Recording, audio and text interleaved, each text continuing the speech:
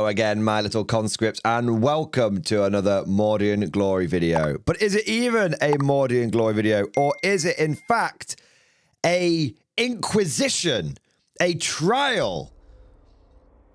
For before me, I have a lowdown, dirty deceiver, an utter cheating scumbag. It is evil villain Simon! You can never trust the elves. You can never trust the elves. Those pointy-eared, those perfidious high elves. That's what they are. Yeah. Simon, how does it feel being a win-at-all-costs player?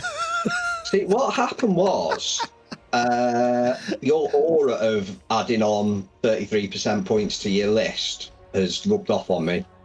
Yeah, I suppose we're both cheating scumbags. Actually, we haven't talked about this in a video yet, so we can air both of our dirty laundries. We talked about it on the last one, didn't we? I don't think we did. I think this is the first one. I revisit it anyway. The fact that come on then. Maybe we did, but yeah. I will revisit it. But today we're going to mostly focus on Old World rather than K47. Yes. Are you going to be all right? I'm a bit concerned about you here. It's all right. I've just painted some Japanese models. They're right there. Every time I get a little, I start getting the itches. Yeah. I just look over at them and it just sort of placates me a little bit. Your little nervous twitch will be coming in. Yeah. So, what are we talking about? Why is Simon a cheating scumbag? Well, basically, we played a game of Warhammer: The Old World yesterday, and it was a really, really, really good game. Or at least I thought it was, but it was a really. It was a genuinely really fun game. It was Simon's High Elves, new and I say new and improved, but just new and improved. I think it's the first time they've really been at full operational strength. Maybe a little additional strength. No, I'll stop. Well, they've got to make up for the general, haven't they? To be honest, that's true. That's true. Who was reading from the Forbidden Tomes? I won't keep doing it. But we had a really good game. It was Simon's High Elves versus my Orcs and Goblins, and it was a ton of fun. And I highly recommend that you check it out. And we will have a link in the description down to that video. And a big disclaimer and all that kind of stuff. But we did learn something during that game. And so we are going to share with you. We learned it after. That's true. We did learn something after the game. We're going to share it basically with you. What we're going to do is we're going to talk about that game, talk about some of the tactics, some of the things that we learned. What was it like with the High Elves? Sword Masters versus White Lions, Big Uns versus Black Orcs, all this kind of good stuff. And basically, we're just going to have a good old chinwag about Old World for a bit. And I'm sure at the same time, the conversation will meander onto various other topics. It's going to be a classic SaltCast kind of episode. So with all that said, Simon, why don't you explain the situation? And then I, as the you are the defense, and I'm the prosecution. And chat. Well, there is no defense. If it was in a tournament setting, and I will concede the game today. Nah, just call it a draw. It's fine. I call it because I'm not sure it would have made a massive difference. It's more the. I don't think it would have in the slightest, but I would still concede the game on the point of principle. That's fair enough. Well, no need to arrange the firing squad. He's decided to avoid the red tape. He's done it himself. But Simon, why don't you explain the situation? Because I think it was your combo and everything, and it'll make sense for you to walk us through it.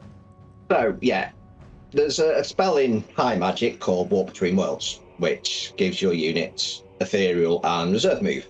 And I was torn between when I put the mage in there, either go an illusion to give myself spectral doppelganger, which so the choice between the mage, give him the Hoeth buff, so he can then be equipped with a sword of Hoeth, and spectral doppelgangers 2d6 strength automatic hits with the user's weapon, which normally as a mage is not that great, but if he's let's be fair, Helene is waving a +2 strength, -2 damage, -2 AP or armor paint, whatever it's called, in sword. All of a sudden those 2d6 becomes quite tasty.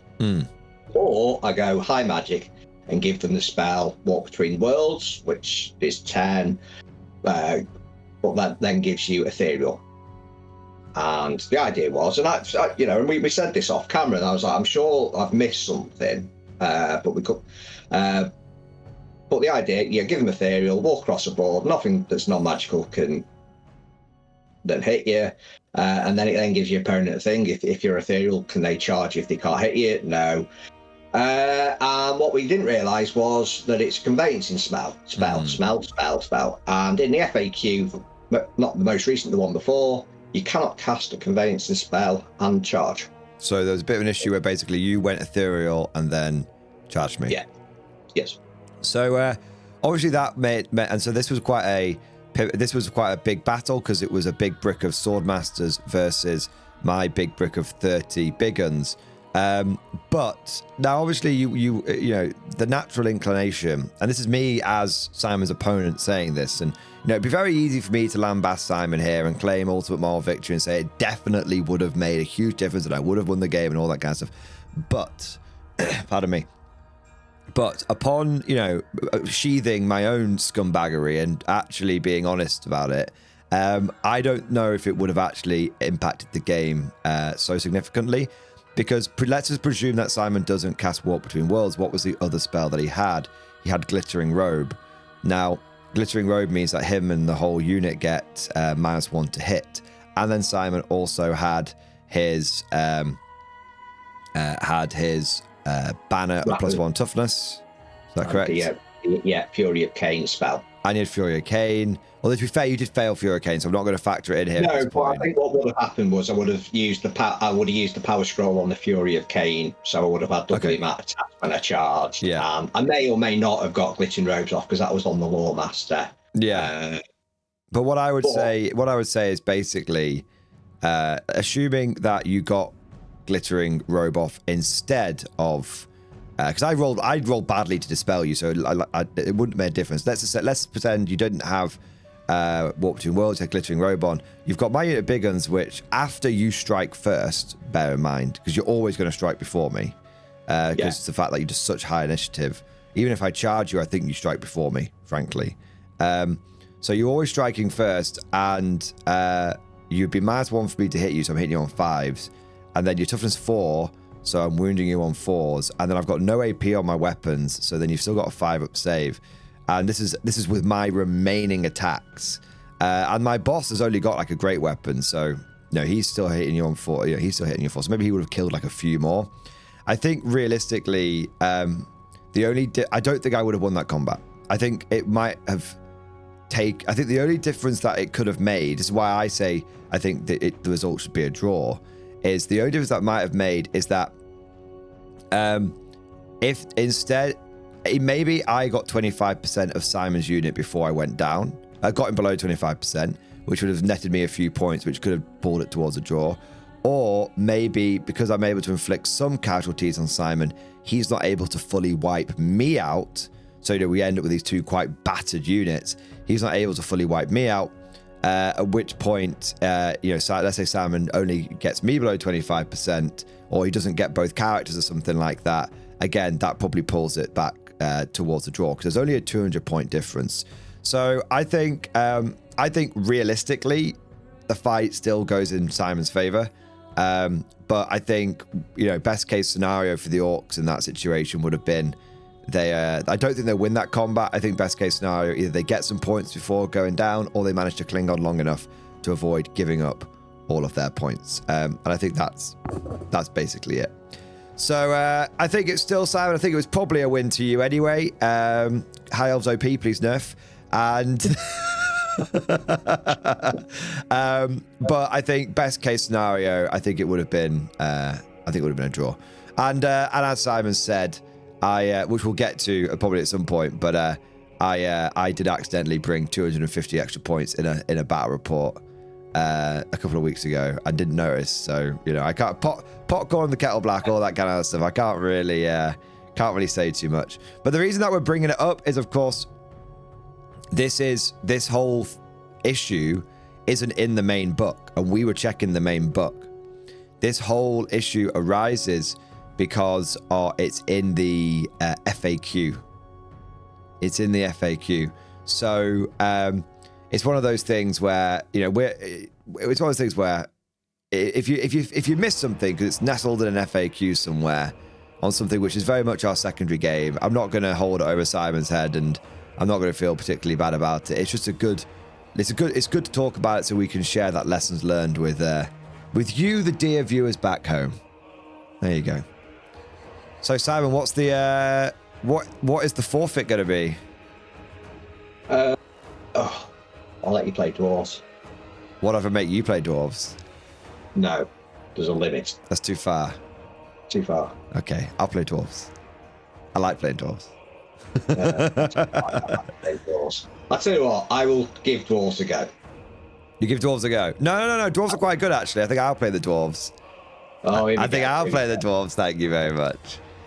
So with all of our pennants out on display, and you know the chat will be Judge, Judy, and Executioner. Why don't we now have a little chinwag about the units in the game?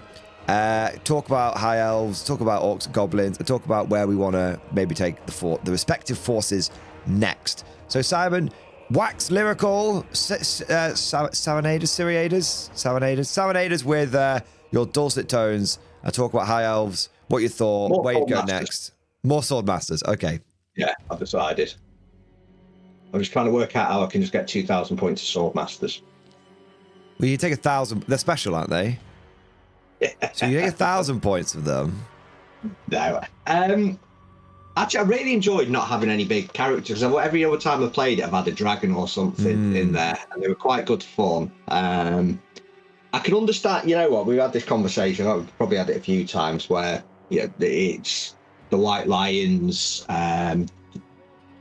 Army is sort of the better one, and I can't. And I look at it, and I still think if you go unit for unit, I'm still convinced that Swordmasters are a better unit than White Lions. I haven't seen, but being able to put a massive brick of White Lions as core is huge.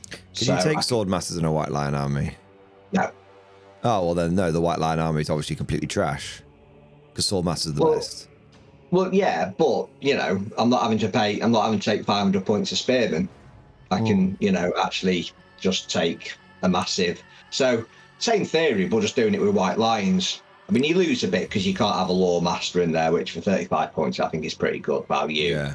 And then the other interesting thing in the White Lions army, as long as your general's in that army, if any White Lion model can accept a challenge. Yeah. So you're saying more Swordmasters, but I'm hearing more White Lions. Well, for my limited experience, I like elite infantry in this game. I think it's good. Certainly post 1.5, I've played the majority of my games. And if you can get elite infantry as core, like you saw with your Black Orcs, yeah, they're nice.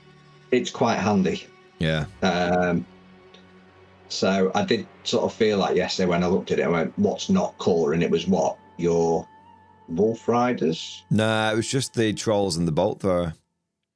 Even your Wolf Riders were core. Yeah. The whole army's core.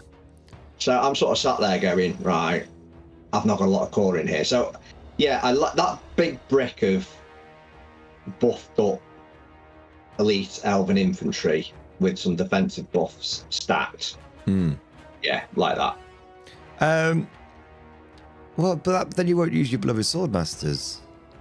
No, but it's just an option. I still think Swordmasters are. Well,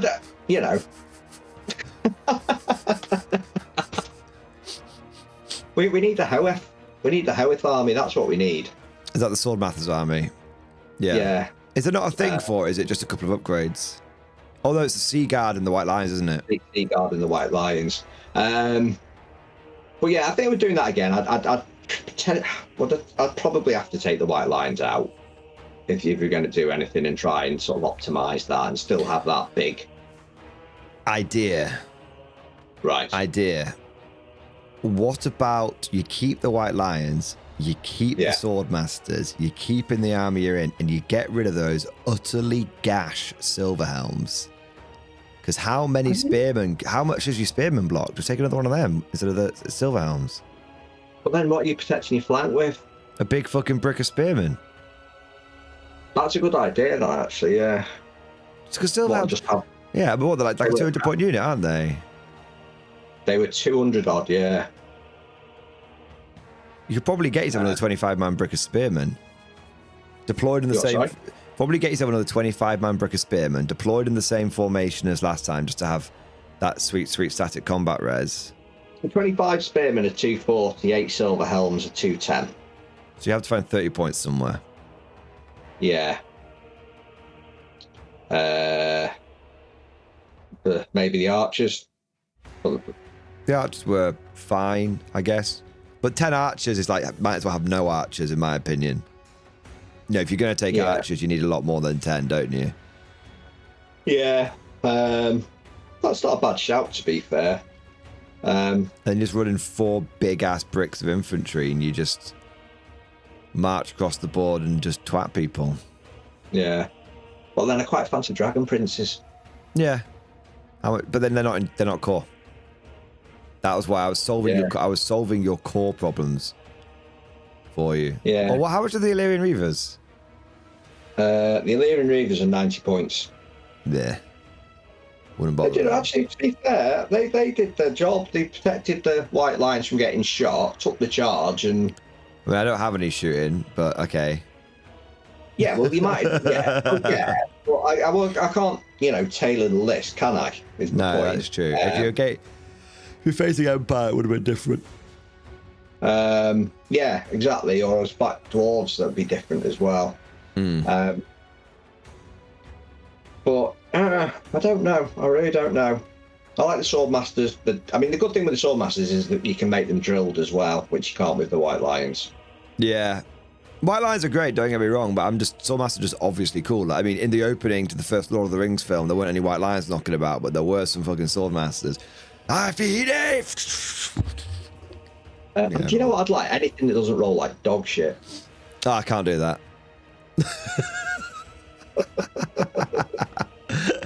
No, I can't do that. So yeah, Silver Helms though, whilst we're talking about them, are they... I you know what? No, I need to learn to use them better. I think, you know, it's actually how do I use cavalry, because I think I could have plugged there. I could have plugged what do you call it in there, and it wouldn't have made a difference. Dragon Princes or Bretonnian Knights. Maybe. They don't. I mean, I did think I was going to lose that combat against those Wolf Riders. I thought you were as well, but then the thing is, you're just quite naturally high leadership, so you just went, oh yeah, no, I'm all right. And then I'm quite naturally low leadership, and so all you needed to do. This was the thing. I was thinking about this afterwards. The Goblin Wolf Riders needed to win every round of combat in order to win. The Silver Helms only needed to win one round of combat to then just win the whole thing. Because the moment that you won the round of combat and I fell back, you got the charge, and then you got all your bonuses, and then I died. Yeah. And then he went galloping over there. Yeah. That would have potentially made the game a draw as well. There were 2 or 3 moments in that game when I rolled quite badly, and it just... the draw slipped away from me. Because if I'd got the laser eyes off, which I should have done... Then, that could have wiped those whole. That would have wiped. And that would have been a draw. And the moment that didn't happen, I was like, I've lost. Yeah, I've lost. And then the Wolf Riders doing well. Yeah, that first round of combat, like, I killed your boss, and I killed like another guy out of the squad, and I was like, yeah, man, it's. And then I had the laser eyes that could have hit you in the flank twice. Remember? 2 times if the laser eyes had gone off, 2 times it would have made me win that flank, and that's a 200 point difference, and then that's a draw, and then we start. So at the very least, there's a draw in the bag. Yeah, at the very least, there's a draw in the bag. You have taken a victory due to my conceding the game because I'm a prat. No, I'm calling it a draw. It's like that scene when in Band of Brothers when the German officer hands Winters his pistol, and then Winters says, "You may keep your sidearms, sir." That's the scene right here. This right here is as epic as that scene. Oh, come up. Yeah, but yeah. On paper, they look better than they are. But I, to be fair, I think a lot of it is I'm struggling to use cavalry, so that's probably a good job I'm not doing Bretonians, to be fair. Bretonians are really easy though, because the reason why Bretonians are really easy is because you have a ward save all the time. Yeah. So you just go, I'll just yeet myself into combat. It's fine. The ward save. Yeah. The lady will protect me. And I didn't use, which I was half toying around with actually putting a prince on a griffin just to go round and sort of do the black backfield stuff. So I have to say, as your opponent, it was much nicer not having to deal with the griffin, and that isn't me being like what do you call it, like competitive or anything. I just mean like it just felt like a nicer game. Your blocks of infantry versus my blocks of infantry, straight up fight, bit of cavalry on the flanks, nice. In many ways, Simon, I'm starting to suspect that we would probably enjoy playing sort of sword and board combat, but for historicals. Yeah. I suspect quite greatly, because we're getting to that point where we're like, let's just put all the magical shit to one side, and what happens if we just fight each other? Oh, I don't know. No, don't you get me going on about black powder again. Oh yeah, I need to give you the army. It's just underneath the giant pile of shame. So yeah, I keep forgetting to. I've got like a spare box you can have a go with, and then you can decide if you like. What I'm going to paint it all. Yeah. You might pick one box. Anyway, we're up on a little tangent again. Black powder, baby, effing Napoleon, baby. Let's go. But going back to your quote, sword masters, love them. How we make that work in a list? Yeah, it's easy to do it with white lions. Elite infantry, mwah. Yeah. Cavalry, that's probably me being a bit of a dickhead and not being able to use them properly. And I was quite impressed by the spearmen in that big block. I thought the static res spearmen did very well. I think the big difference, they did way better than I expected, but I'm used to having Empire spearmen. I think there's a huge difference between weapon skill 3 and weapon skill 4. I think if my squicks had been hitting you on 3s, I would have munched through that unit. Yeah. And that's another opportunity where the draw got away from me. Yeah. There's just so many moments of that game when there should have been something that went my way and it just didn't, and then it went. I was never going to win the game, but the draw got away from me. I think that's the takeaway. Even if we putting aside obviously the whole Warp Between Worlds fiasco, I think let's just what we're going to call it, Spellgate. Put aside Spellgate for a moment. When you woke up this morning and you saw that message from me, you were sat there tweaking your nipples.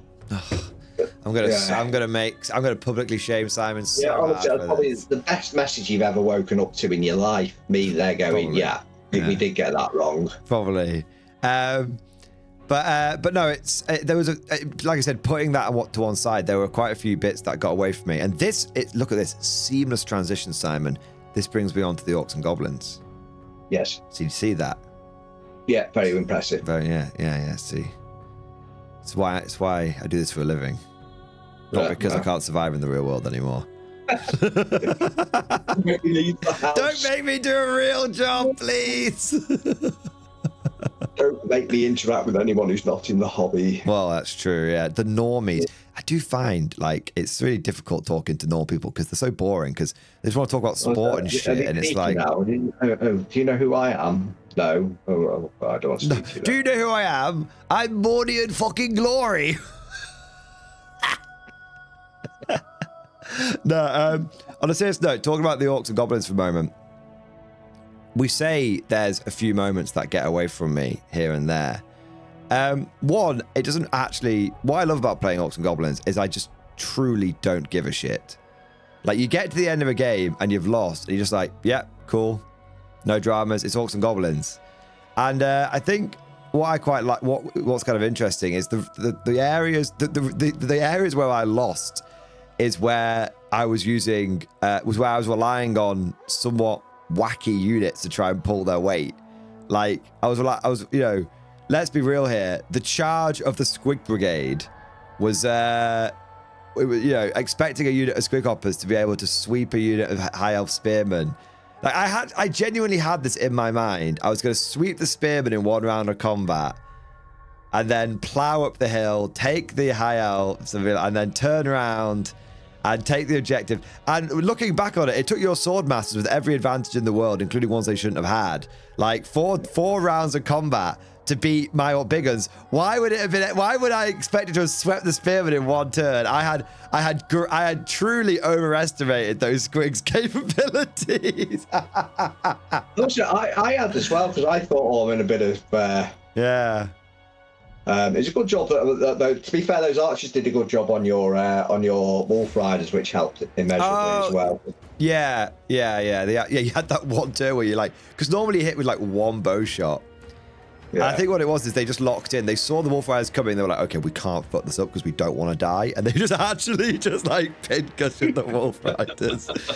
Yeah. But that's another thing. Like, if those wolf riders had swept the archers and then come round and then I'd got the double charge on the spearmen, one in the rear, one in the front, then you would have got your rank bonus. See, there's so many little bits, but the thing is, Simon, I was relying on very unreliable units to try and achieve it. Like skirmishing, impetuous wolf riders. Even if I hadn't been pin-cushioned, I probably was going to yeet myself into the side of the spearman and die anyway.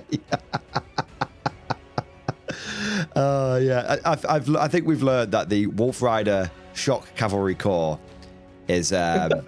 Is that what you're calling it? That's what I call it. The Wolf Rider Shock Cavalry Corps is...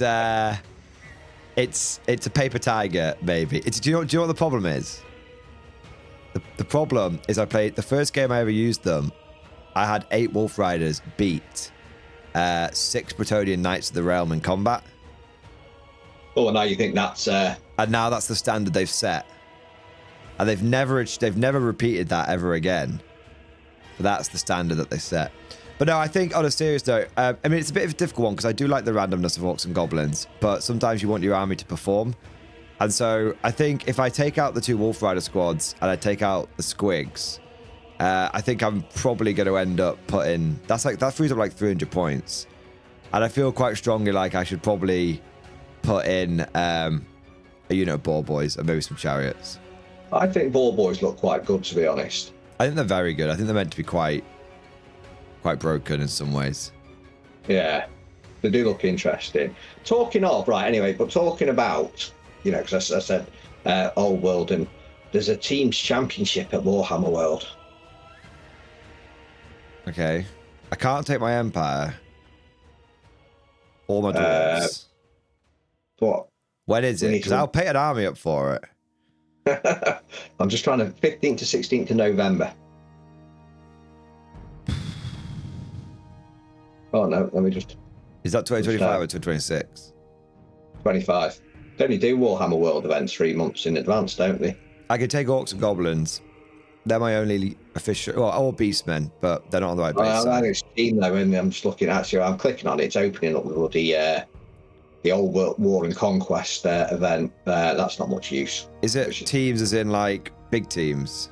That's what I'm trying to figure out, but it's not opening up the right page. Right. But anyway, I've got the book. I want to do more Old World. I want to do more Old World. I want to do events. Well, can you not do the 2 Just Play? What dates are they? Again, this is top quality content. No, it is. People love what are you watching on TV tonight? Well, I thought I was going to watch 2 dickheads plan their social calendar. Yeah. And that's what it's all about, right? Yeah. So there's one on the 5th of October. I'll be Mauritius. There's one on the 2nd of November. I might be hungover. That's fine. That's never stopped us playing before. I could do that one, actually. All right. There you go. Lock it in. Is that a Saturday or Sunday? Let's have a look. It should be a Sunday.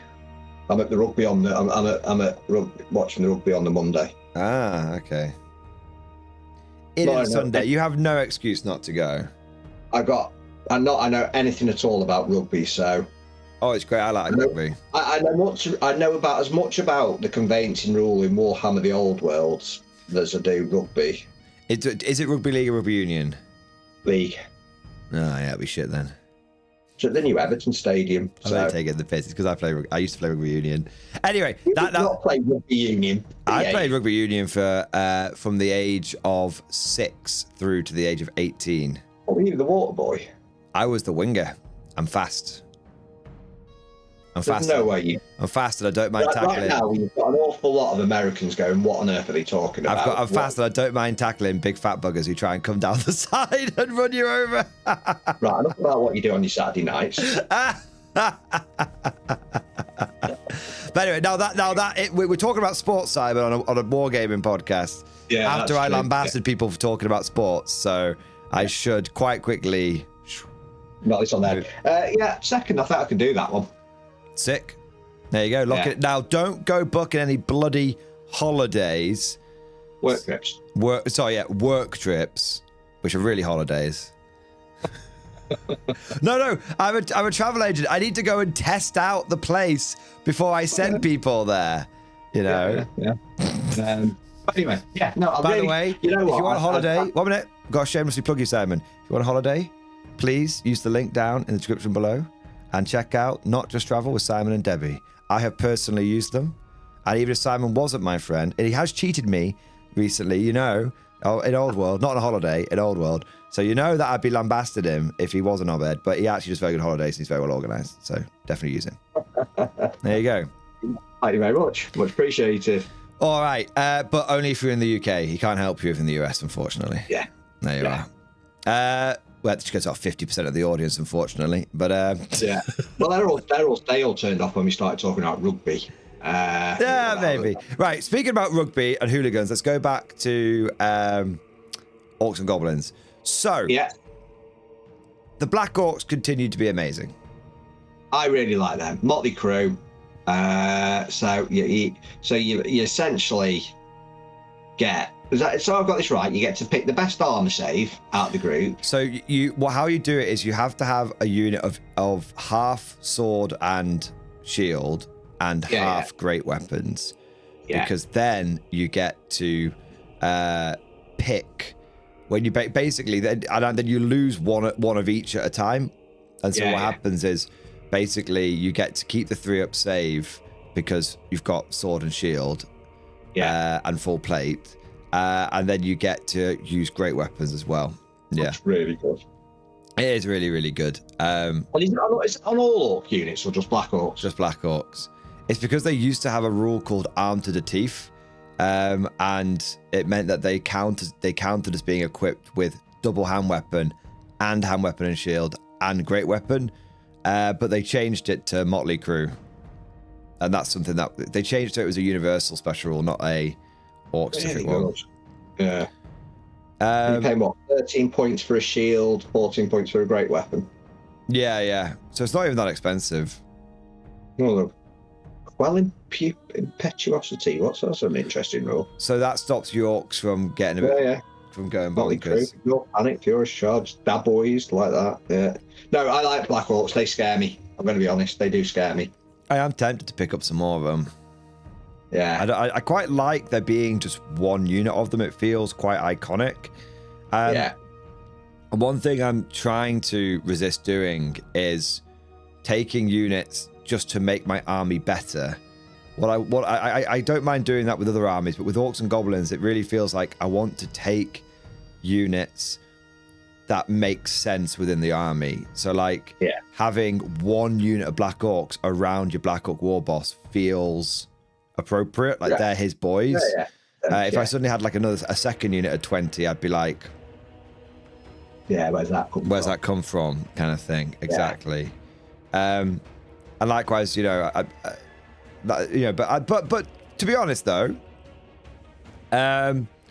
it's as we march towards inevitably as many Orcs as possible, not just slightly more Orcs, but as we march inevitably towards as many Orcs as possible, I am thinking that maybe the Emperor Orc Gustus the First, because he's not died yet, you see. When he dies, he'll become Orc Gustus the Second, but Orc Gustus the First, I was hoping we were going to have a Black Orc Swordmaster off. Well, we would have done if we got Warp Between Worlds right. Because my Black Orcs can't fight you if you're ethereal. Yeah. That's the thing. But yeah, it would have been interesting. Yeah. I think you probably, to be honest, I think you probably win it.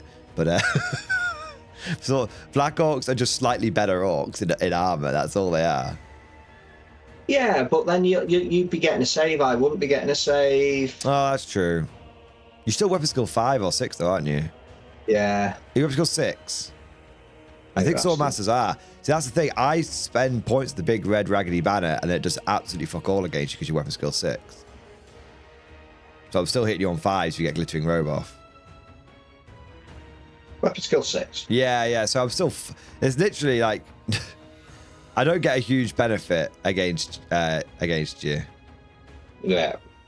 How many points is the Swordmaster? 15 points to go. And then 16 point for drilled. Yeah. Maybe. I don't know. I feel like this is something I was going to say. I do feel a little bit. I've been thinking about this for orcs for a while. I noticed it when I played against Sam with his Wolves of the Sea. Black Orcs are good at taking on other people's semi-elite infantry and core infantry, but I do feel they struggle. There's a thing in the orc roster where you just kind of, you hit a very solid ceiling of capability, and you don't really have the other things to back it up. It's the same with Empire, right? Because it's like a horde style army. So you get a very solid ceiling. That's not like you to gravitate towards a horde style army. I know, right? It's never been done. But with Empire, you get the horde of shit munchers who have a ceiling of capability, but then they have guns. Yeah. With Orcs and Goblins, I'm just like, I've got my ceiling of capability, but how do I overcome that? Like, do I start taking a bunch of artillery? Well, I don't really want to. It's not very orky. I don't know, Doom Divers. Yeah, like one or two. Yeah, like one or two, but... I have like a thing of Doom Divers. I think you could get 2 in an army. A suite of Doom Divers. I think you get 2 in an army and then 2 rock lobbers and 4 bolt throwers. Yeah. But that's... But when we were setting up, and I looked at that, and I was just like, right, so much of that list is core. Like we touched on it. Actually, that's going to cause some real issues for people to play against. I mean, all joking aside, and if I hadn't screwed the rules up, it would have been it. But actually, I think 9 times out of 10, you win that game yesterday, even without, because you just outcore me. Yeah. And the fact that you can literally have, I mean, what was your, like, 1,800 points of core? No, it's not that. It's a lot of it's characters. It's core, and then every core block gets a couple of characters to lead it. But I think I'm overdoing it with the characters, to be fair. Yeah, but I'm just like, I think that's a really, interesting.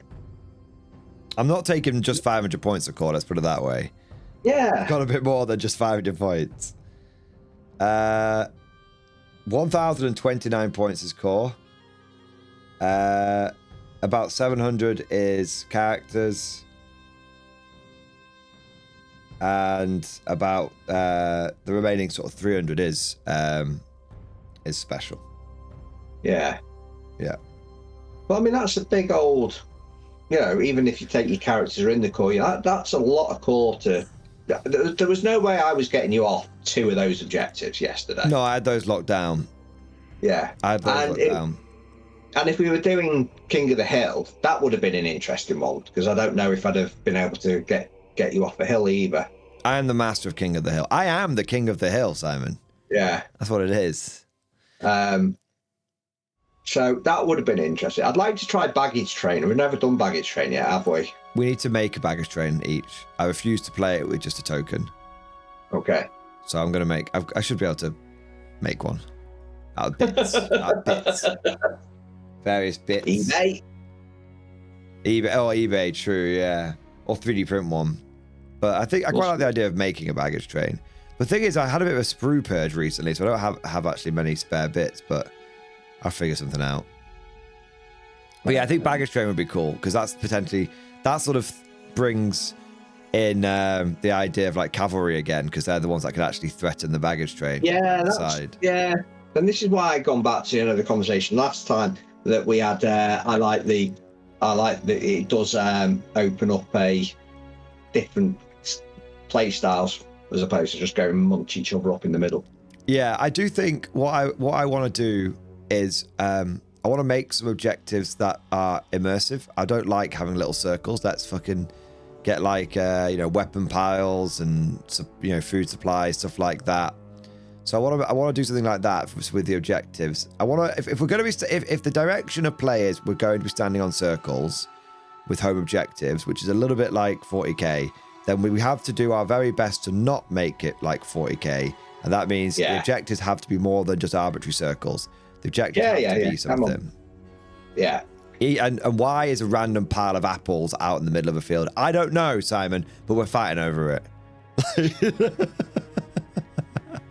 Oh, there you go. There's Warhammer supplied baggage train war games on eBay.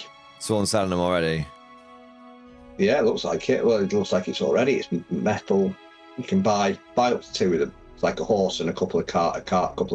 Well, that'd work. Yeah, but again, it changes the cavalry. Actually, and I don't know. I've not done an event. You've done an event with the new books, but actually, if you're then having to figure out if you have got baggage trains, all of a sudden your cavalry is then becoming a little bit. It's not just a little bit of a distraction on the side. It's actually, can I beat your cavalry? Can I get round onto the baggage train? How do I stop the cavalry getting round? I don't know. It just seems to, and it almost takes away. And again, this is purely conjecture on my part, and I might, be completely missing. But you can't really sink 1,000 points into a single unit because then you're just not, you do have to be able to protect your baggage train or capture the baggage train. So having this great big swordmaster unit chopping 30 black or 30 or big uns in the middle is great.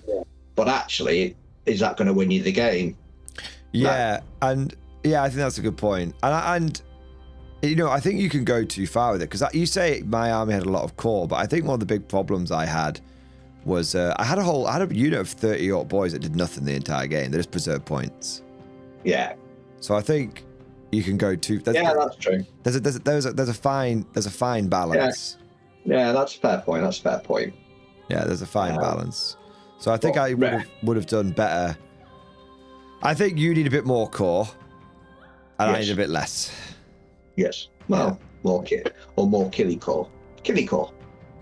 More Black Orcs then. I might try out some. I might try out some Savage Orcs because they're just normal Orc boys that you pay a point for war paint, and then they get a 6 at ward save, which is kind of interesting. Ooh. But they get frenzy as well, so they can be baited. So frenzy means you have to charge if you can. Yeah. And you get +1 attack, and you're immune. But you're basically like fearless until you lose the first round of combat, and then you poo yourself. Got ya. But they're also quite cool to look at. Yeah, I'm a bit hesitant though because I already have a horrendous amount of orc boys, and I really feel like I don't need any more orc boys. But they are a cool unit. Like Simon, I don't mean to alarm you, but I have another 30 orc boys unbuilt and painted. In addition, like I have so many orcs. I don't know where they all came from.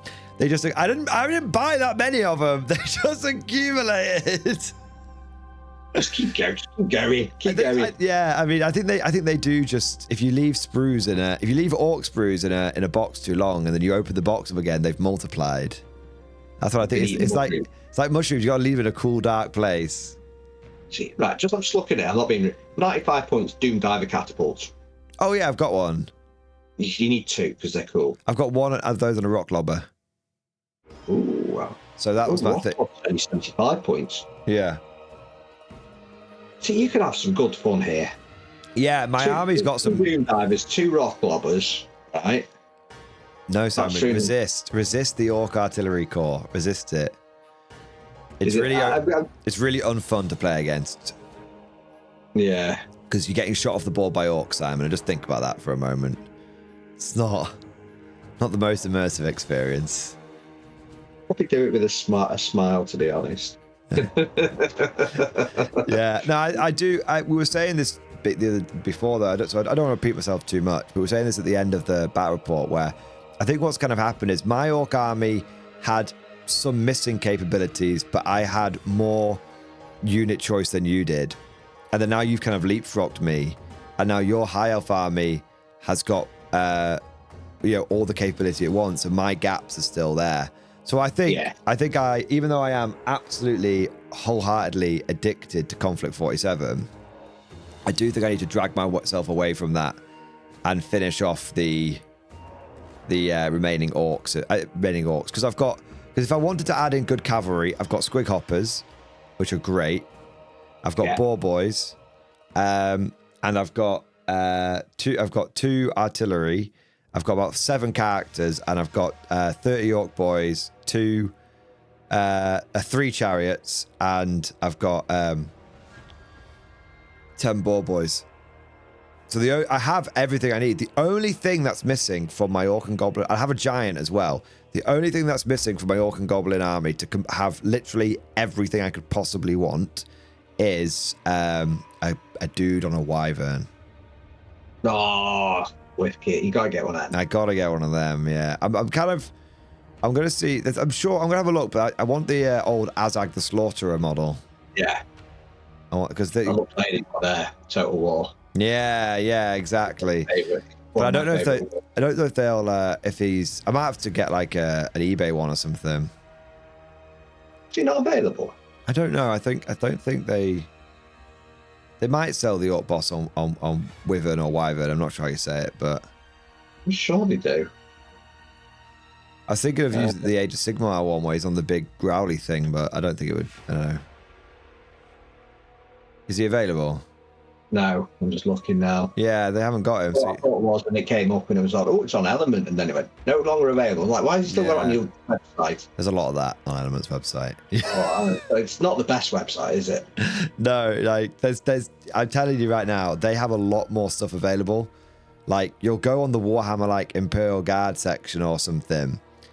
Yeah. I noticed it about action. You go on the Warhammer about action section, and it'll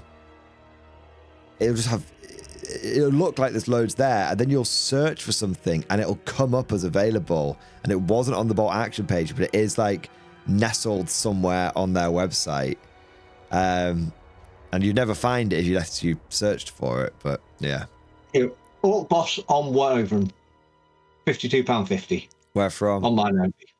Warhammer. From Warhammer the people. Workshop. Yeah. Oh, but then I have to support Games Workshop, Simon. Well, you need to, because you need a Warhammer list that you can take to Warhammer World when we find the narrative weekends are coming back available. I might buy it off eBay. That way GW doesn't get any extra money. I'm pro Warhammer.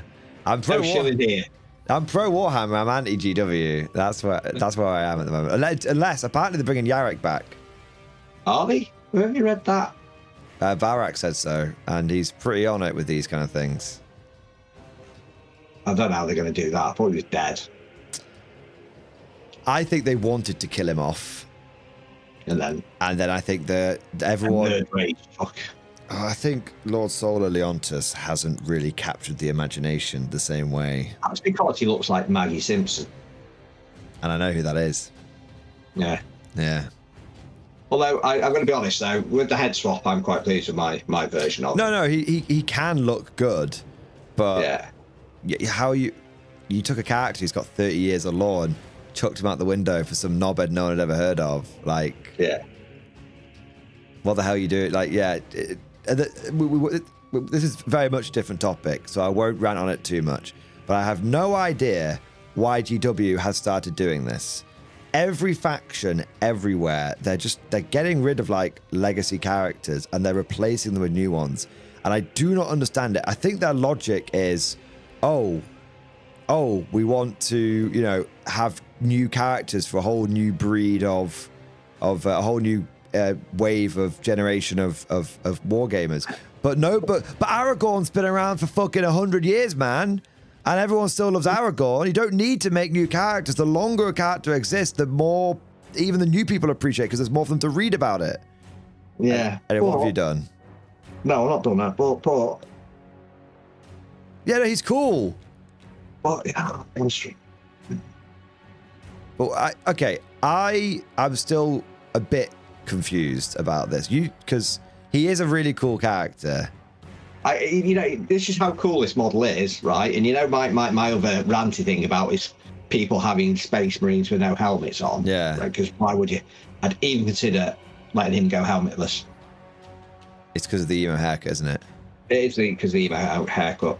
Not the hooded one. The hooded version's a bit shit. But yeah, the emo haircut is like full on. Yeah. Yeah, I get. That is the best model that Space Marine model in God knows how long.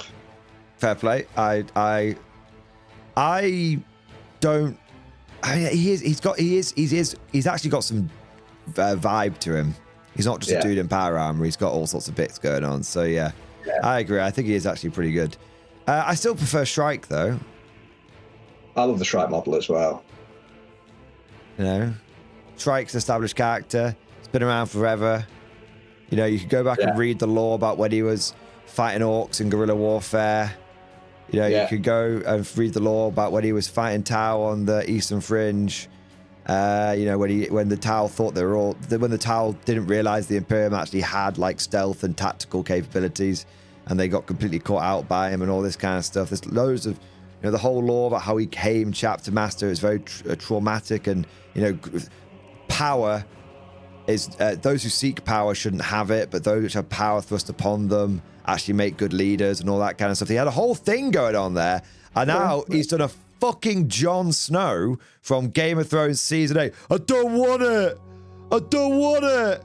And now, you know, as much as, you know, Emo Boy is a great model, and I don't, you know, is a great model, I don't see why he had to come in here and go, out of the way, old man. You're under new management. This is actually, I had this model in 8th edition. Yeah. Because before the Raven Guard book came out, right? Yeah. He was, because my Raven Guard are the 4th company. Yeah. And he was at that point before the supplements came out at the end of the day, when he got promoted to the 1st captain. Yeah. He was captain of the 4th company. Yeah. And my Smash captain was 4th company captain. Nice. Is that your emo? Is that you talking about Emo Boy? Yeah, yeah. Sean was the 4th captain, 4th company captain. So before the Raven. Oh, so he is an OG character then. Well, no, he wasn't. He was just. No, he was never actually. What I'm saying is, he on paper, if you looked in the lore, he was the 4th company captain. Right. And I had Smash captain for the 4th company. Ah. So I was, you know, way ahead of the curve with this one. So is it? So what's he called? Ethan Sean. So is 8th? So you're saying Ethan Sean has been around since at least 8th edition? Yes. And that's on paper, not as a model, but he was. On paper, yeah, that's fine.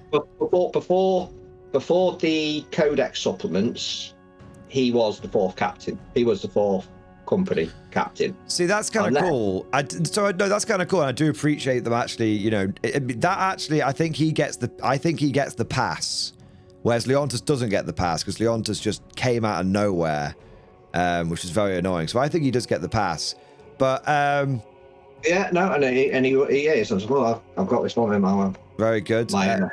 So I think he does get the pass. I just think, why did, you know, I'm just worried, Simon. Tell you what it is.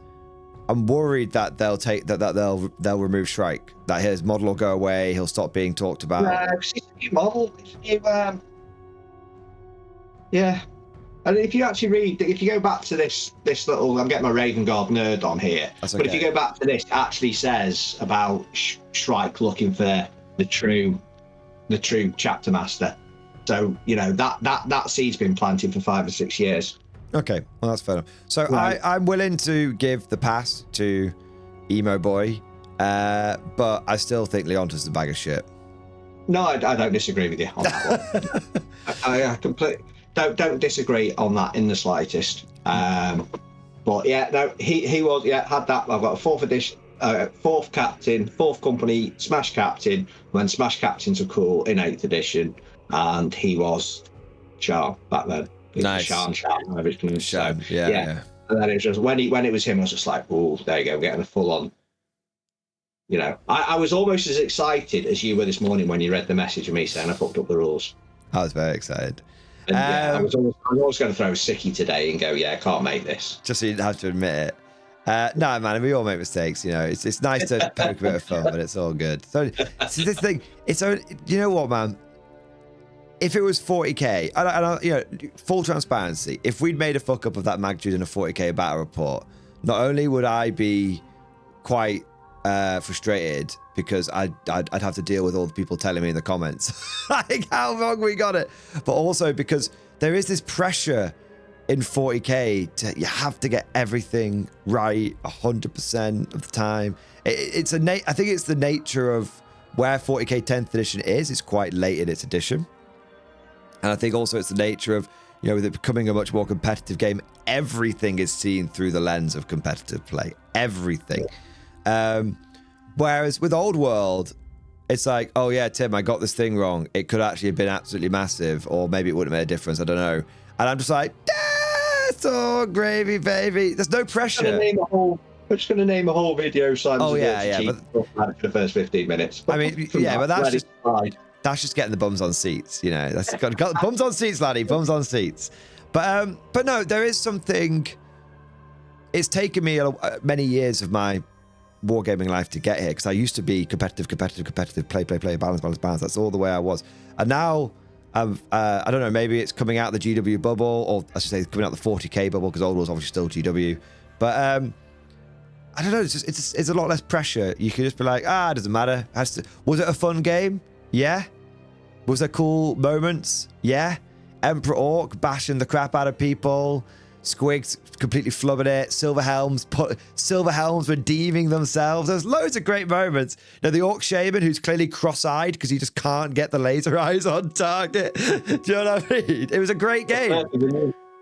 The birth of a new high elf badass. Yeah, the birth of Helene, the mistress of the White Tower. Simon coming up with his first named character.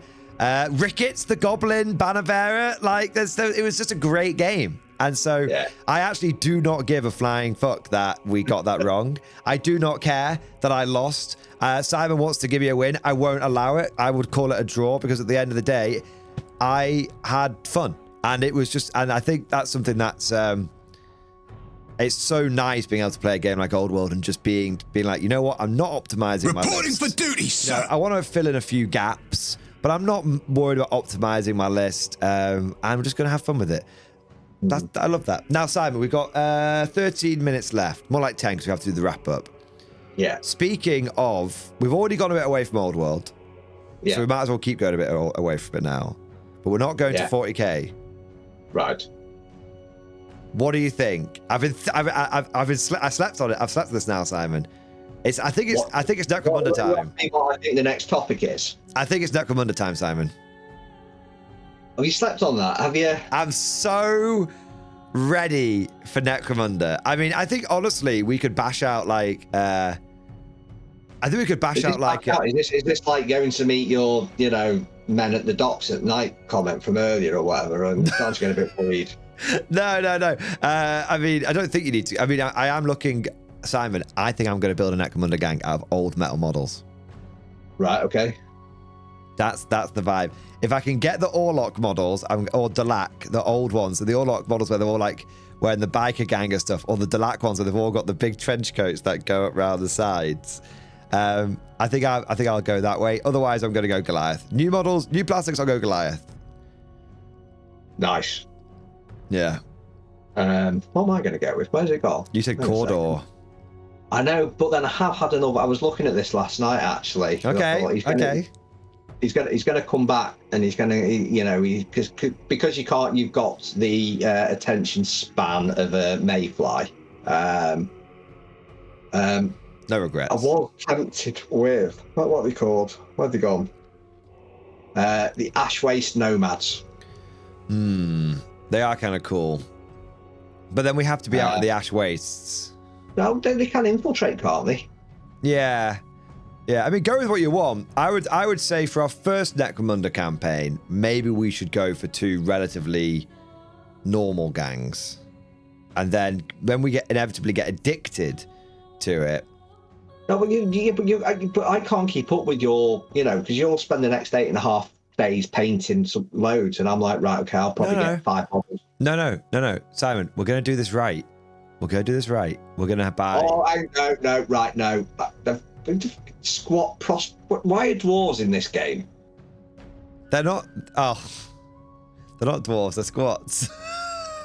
What? So that's it. No Necromunda now. Have to do Mordheim. Have to do Mordheim honestly, instead. they are like insidious little bloody. There's gene stealers in this game now. They get everywhere. There are gene stealers in this game. There are genes. Well, right. Meth stealers. Why? No. Simon. So what are you talking about? Goliath or Orlok? Orlok. Which one's the Orlok? Oh, they're just like the normal. They're the normal. Yeah. They're the Imperial Guard. Yeah, I don't like the new. I don't like the new ones.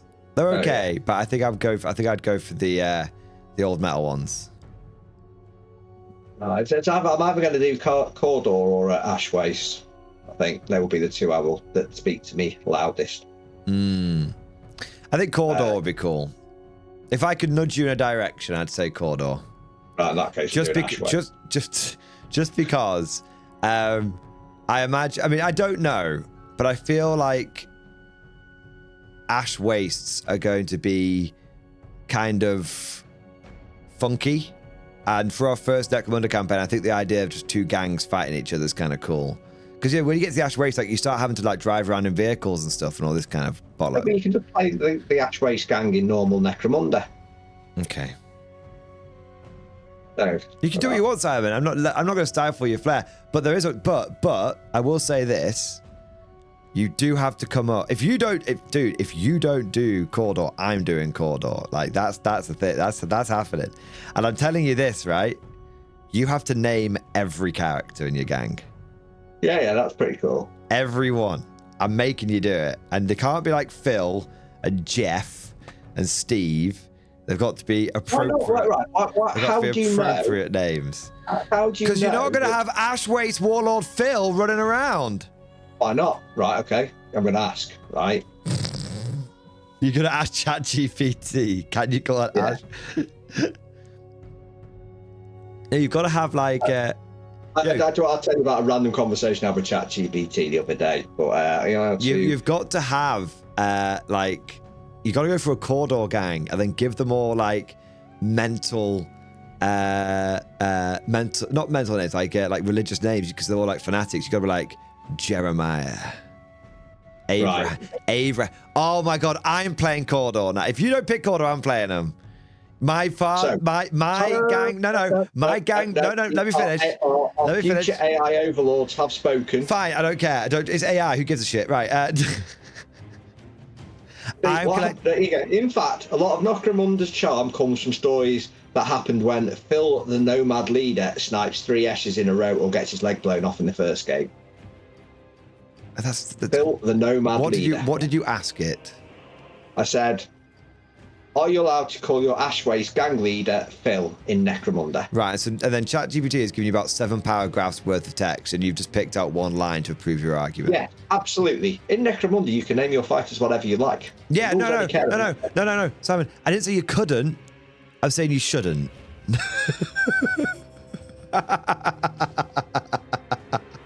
Come on, right, Simon. How about this for a name? The leader of the Cawdor gang, Father Abraham. It's such a... Father Abraham has many hands. Many hands has Father Abraham. What are you talking about? That's what having a moment. You've got to have Cawdor guy. You've got to have Father Abraham, Jeremiah, Jebediah, Isaiah. You've got to have all the names, all the ayahs. You've got to have them. Got to go full Cawdor, baby. What? Right, okay. I'm saying, are we now going back to like bloody the 13 colonies or something? Yeah, no, exactly, man. And you've got to lean into how the religious fanaticism of the Cawdors, 100%. Like if I was gonna do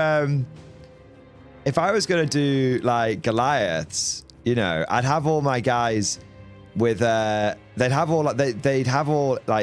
nicknames. So like my heavy with the heavy weapon, he'd be called Roid Monkey. There we go. No, I've got the names now. All right, what is it?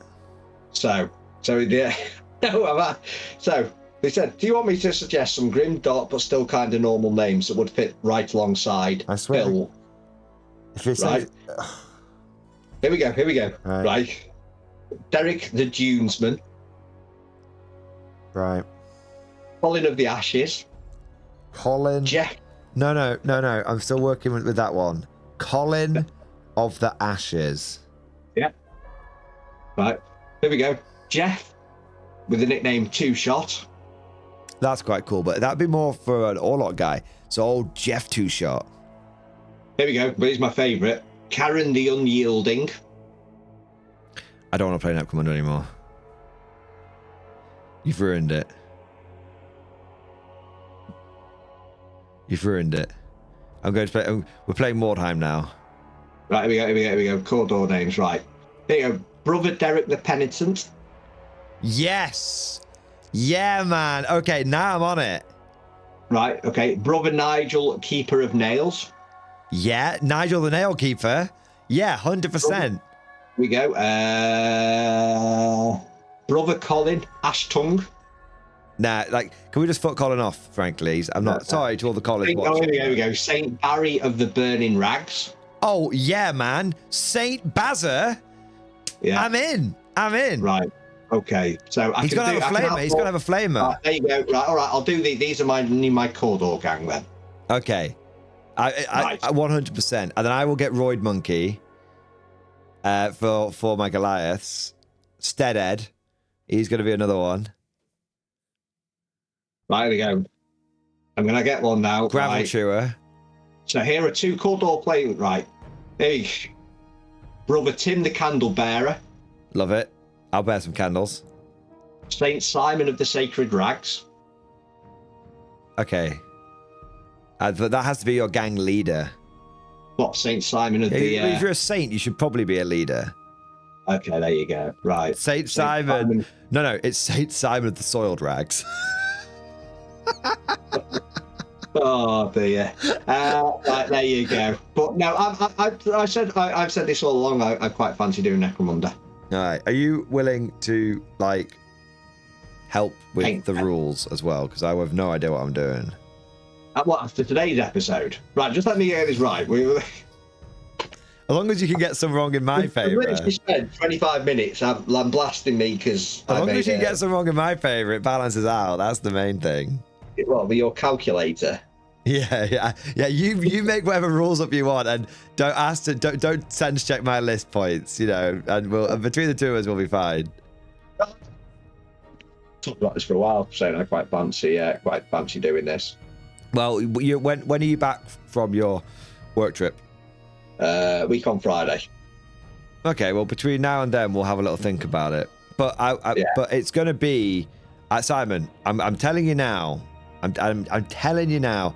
I don't want to be checking your bloody search history and you being like, what's the optimized loadout for this kind of shit? Okay, if I see anything optimized, anything, no reading Reddit posts, nothing. It's the books and it's me and it's you and there's no one else here. That's the rules. Okay, you can't try and make your gang good. You have to make your gang fun. That's it. Right. Okay, but whoa. No. That's for me as well. Because you know what you know what we're like, Simon. We'll fucking optimize our lists and it'll go. We'll all be giving a shit about winning and all that kind of bollocks. And no. Yeah, fair enough. Right, I'm on board with that. Anyway, do you want to have my other conversation with ChatGPT? Oh God, I need right. No, right, okay. So, and this is completely not model related, but okay. We've got 1 minute. Right, so we're on a trip and we've just come back from the cruise, right? And you go on a trip on a coach, okay? Right. And it'd be interesting. I don't use buses. I know you don't, but if you're going on an excursion, you go on a coach, don't you? Right. Okay. Right. And my unwritten rule is, and I think, and this is possibly a British thing, I do accept, But you get on a coach on the morning, you're going on an excursion, right? And you sit and you're, 4 rows back on the right-hand side of the coach, right? Always, that's a specific place I always sit. Right, but you get off your first stop, right? You go and have a look round a winery or a monastery or wherever you happen to be going. Yeah. And then you get back on, you go back to that seat, don't you? Ideally, yeah. You always, if you're on a coach trip, the seat you sit in when you first get on the coach is your seat for the rest of the coach trip, isn't it? Oh, yeah, like obviously. Yeah, right, okay. Now, when we went on a tour on this cruise, right, people were moving seats. And I think that's serial killer behaviour. Oh, yeah, like, no. It's the sacred it's a sacred covenant. Once that seat is yours, it's yours. I mean... Yeah. Honestly, and you know me, I've got a little bit of OCD, and I was sat there. We took 2 hours to get to Bordeaux, right? This is so Simon. This is right. Simon, that's the sort of side seat. Simon just looms over and goes, "That's my seat." we kept our seat because I would have told people to move. Like, what are you doing? But then the couple to the right hand side of me, right, they swapped. Right, there were 3 They're different seat swingers. They're bloody seat swingers. It's not normal behaviour. It's like the last days of Rome. But is this, is this something just like a British thing that we don't swap seats? Does everyone else just pick a random seat every time they get on it? I don't know, but it really... People don't queue in other countries though either, do they? Anyway, so I asked ChatGPT if this was normal behaviour. Right. Because obviously, I feel like Randy Marsh out of the new series of South Park. And then after we had a good conversation about, is this the type of behaviour that Jeffrey Dahmer, if Jeffrey Dahmer was on a cruise excursion... Would he swap seats? Would he swap seats? And I think he would. What did ChatGPT say? Well, I don't know, but I got, cut off. No, but ChatGPT said, go outside and touch grass, you OCD-riddled maniac. And then... But anyway, so I asked, and they said it's not ChatGPT is not necessarily a sign of someone being a serial killer. Right. But I'm thinking it's the first step. Oh yeah, I mean, it's like living in anarchy. Yeah, it's not normal, is it? No, it's very not normal. Because what you'd leave something on your seat, wouldn't you? Like, I'll leave my coat, it's a bit warm or something. What are you gonna do? Someone comes out to you, just move your coat. I'd feel violated. I would. Anyway, I'm not even taking the piss. I feel people. We're back to top quality content. I do believe, but I do appreciate that. But no, I feel like this has been weighing on your mind. This has been weighing on your mind. It's bothered you, hasn't it? Yeah, and I need to get, because Debbie's like sort of said you need to get over this, and I'm like, no, we're on a coach full of serial killers. I'm in this. I am Team Simon. Sorry, Debbie, I'm Team Simon. It's you know what, Simon? It's people like that what cause unrest. Yeah. That's what it is. And on that note, I don't know what that conversation has done to the algorithm of ChatGPT. Well, it's like 3 minutes at the end, so it's fine.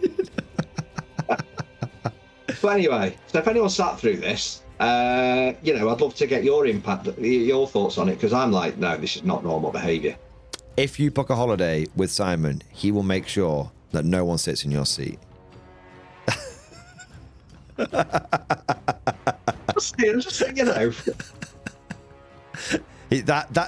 That needs to go guaranteed. Seat preservation guaranteed. Just stamp that on the Facebook page, on the banner. There we go. Dear. But no, I do agree with you. Yeah, not a fan. Yeah, it should be illegal. When you rule Simon, yeah. When you rule the world. Yeah.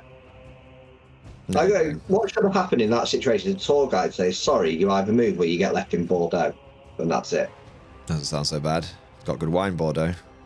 It's got plenty of good wine, but it was also 2 hours from the cruise ship. But that's beside the point. But isn't Bordeaux in France? Yes. That's not the end of the world. I'll just walk home. I take it. but not if you lived in Louisiana or something. That's true. Yes, leave me in Bordeaux. I'll see you later.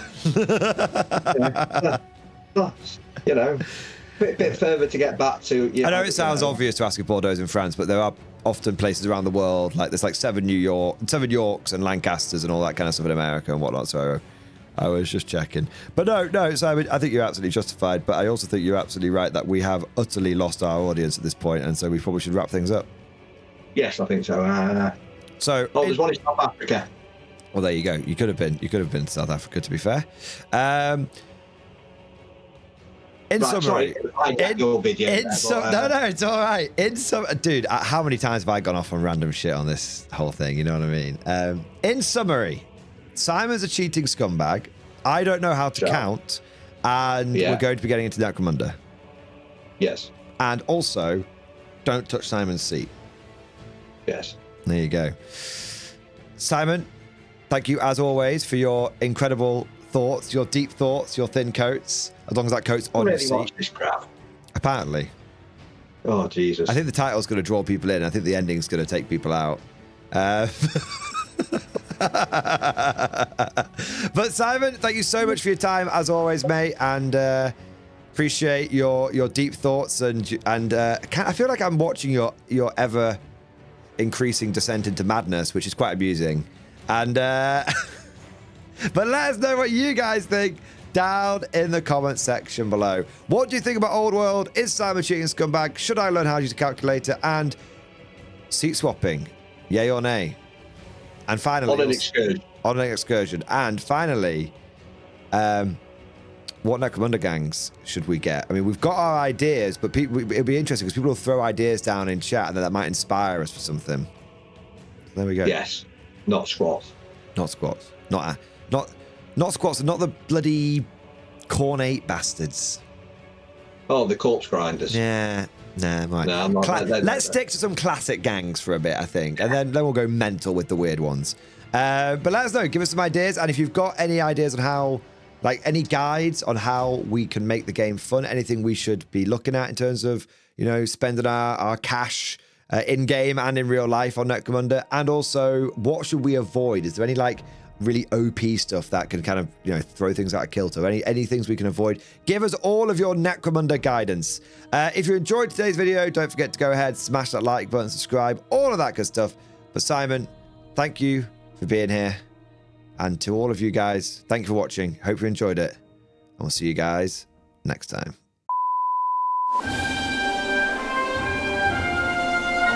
Would you like to know more?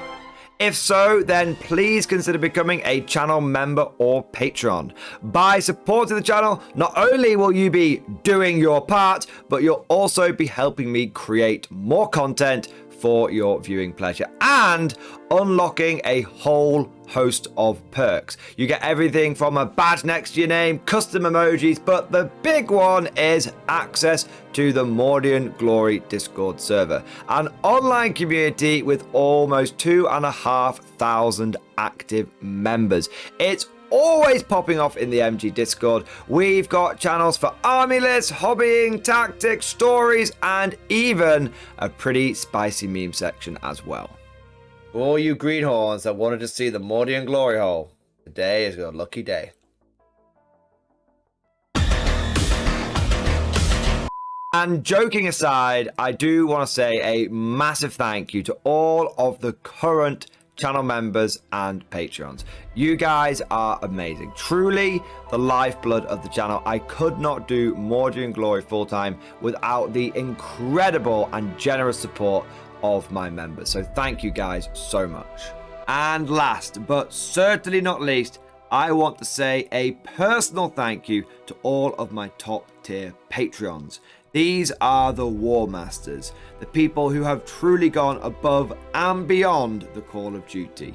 So a heartfelt thank you to Alex Dengal, Bon Vert, Lord Pryor, Mark Panconi, RJ Scorpion, Swordfish Trombone, Try Again Bragg, John Stubbs, Nick Walsh, Diesel Fox, and August Barney. Seriously guys, thank you from the bottom of my heart. Your support is incredible and it makes a huge difference. Thank you so much. That's all for now. Hope you've all enjoyed today's video, and of course, as always, see you guys next time.